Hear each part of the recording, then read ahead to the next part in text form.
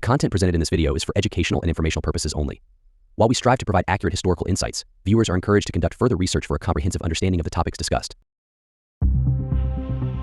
1949 was a formative year for New India.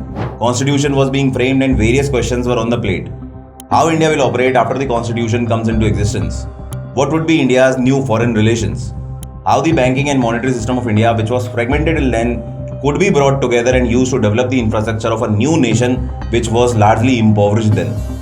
Watch the video to serve your curiosities.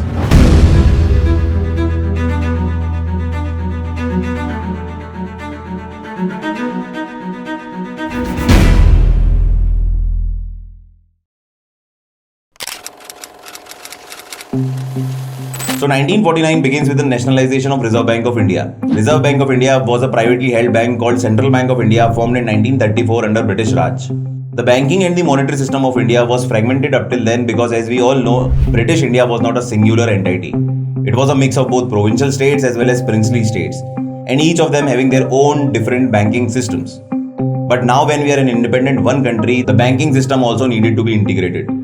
Also, as the banking system was being privately held, it made services available only to a selected few people, and that too for profit purposes.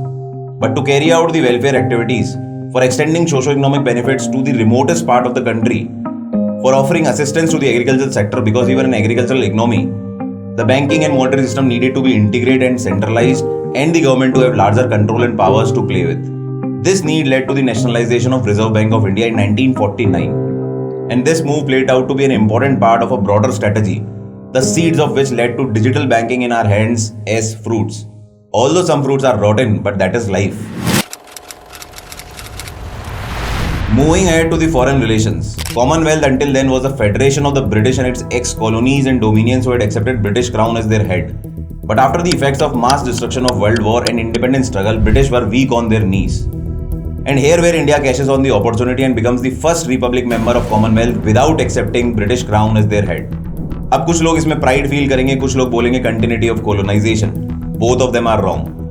I will like to introduce the concept of realism.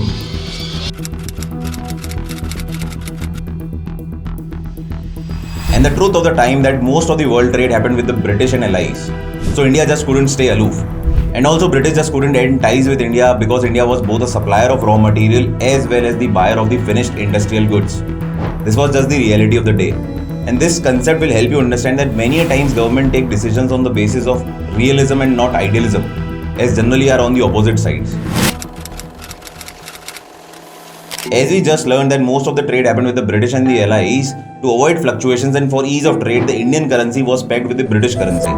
So any increase and decrease in the value of the British currency would result in equal and proportionate change in the Indian currency. Now after the World War impacts and independence struggle, both of the countries were into the rebuilding phase. Hence they wanted more of the foreign investments to develop the infrastructure of the country and enhance their exports.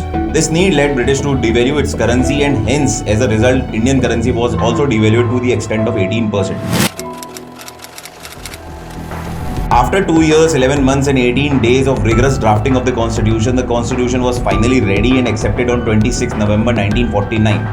However, the date of enforcement was kept as 26 January 1950 so as to commemorate with the declaration of Purna Swaraj for the very first time on 26 January 1930. So this was all in the year 1949. See you in the next one. Share the video as much as you can.